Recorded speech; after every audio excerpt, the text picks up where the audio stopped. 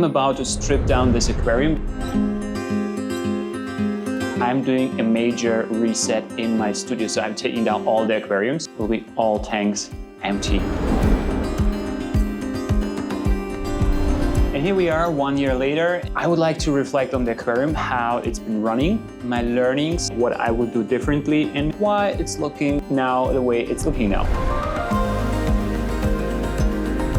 Hardscape only is super cool, period. Folks, it is so easy. When I made the first cinematic video, the views went through the roof. I got so many questions about the hardscape only style. Now, 1 year later, taking the tank down, and this is now sort of a quick and dirty version.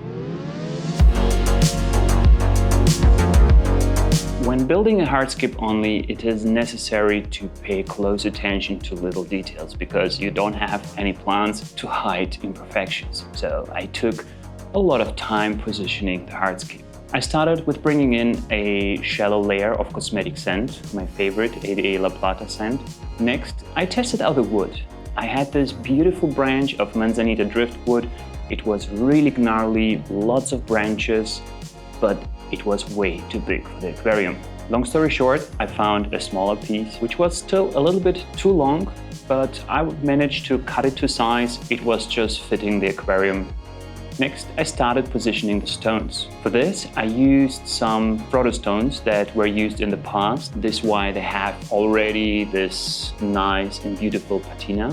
When positioning those rocks, I tried to build a little hill that would allow me to support the wood. Since, again, there are no plants in hardscape only, I took a lot of time positioning the stones and playing with the wood. Once the main stones and the main piece of wood were in place, I went on and added a lot of details. This is where it really pays off to take your time and position every single stone with precision. However, I will say nothing is forever. That's why you can always go back and redo your hardscape in the hardscape only style because there are no plants that you have to uproot.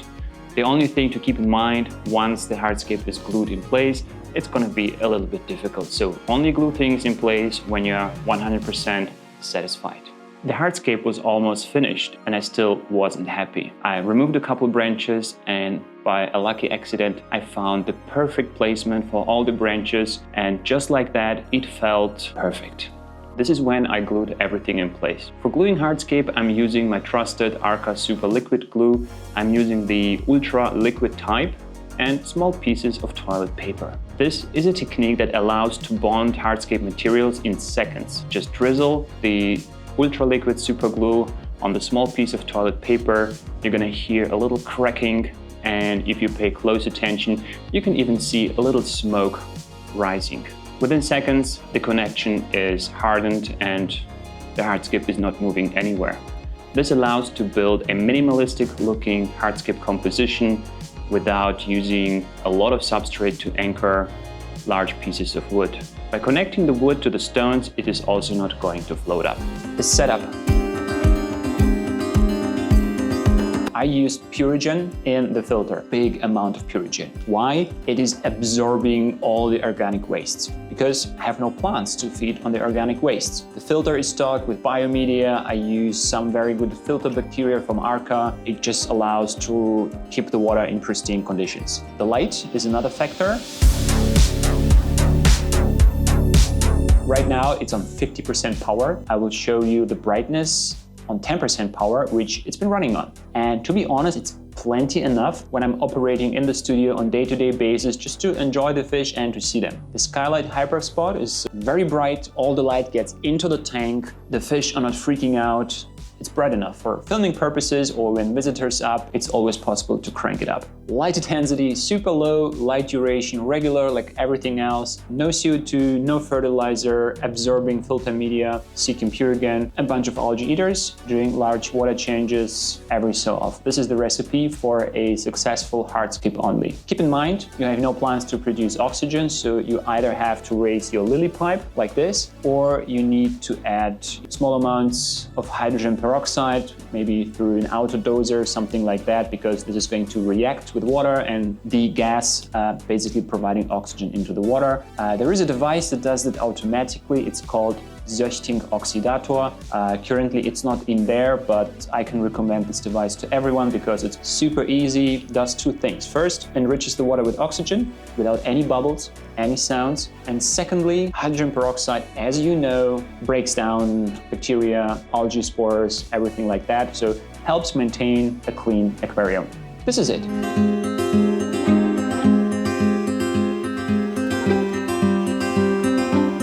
To be honest with you, the first few months have been super easy with the aquarium. I have done probably one water change per month, cleaned the glass once a month. In between, just topped up all the evaporated water with reverse osmosis, refilled the minerals with my favorite APT Sky mineral product. And this has been it, guys. Basically on autopilot, just feeding the fish, topping up the evaporated water with RO.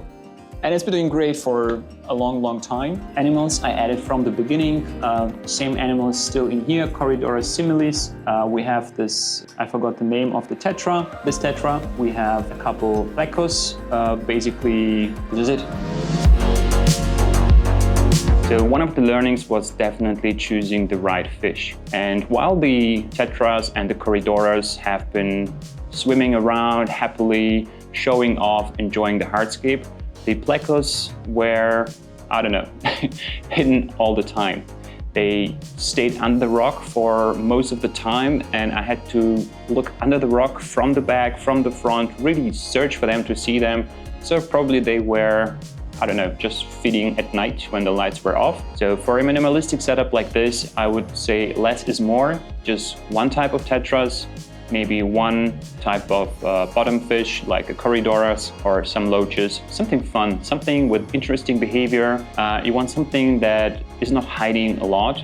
The other thing, I haven't implemented a fixed routine in swapping out my Purigen, which is the absorbing filter media. You have to rely on very strong biological filtration, and in addition to that, ideally a chemically absorbing filtration like Seachem Purigen. Or you have to do a lot of big water changes. Once the Purigen is sort of saturated with all kind of things, it can no longer absorb waste from the water. And all of a sudden you find nuisance algae growing in your aquarium for no reason, because you haven't changed anything, except you forgot to swap out your absorbing filter medium. I would recommend doing it once a month. I think it is also a good idea to keep the lights almost completely off, because fish, they are good with just daylight, and simply turn on the lights whenever you want to enjoy the fish or feed them. I think this way you not only can save some electricity, but also less light means less nuisance algae growing in your aquarium.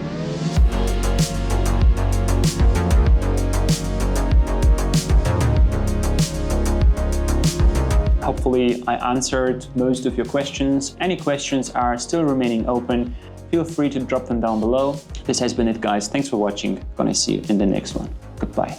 I have a massive diatom outbreak. This tank needs to be fixed.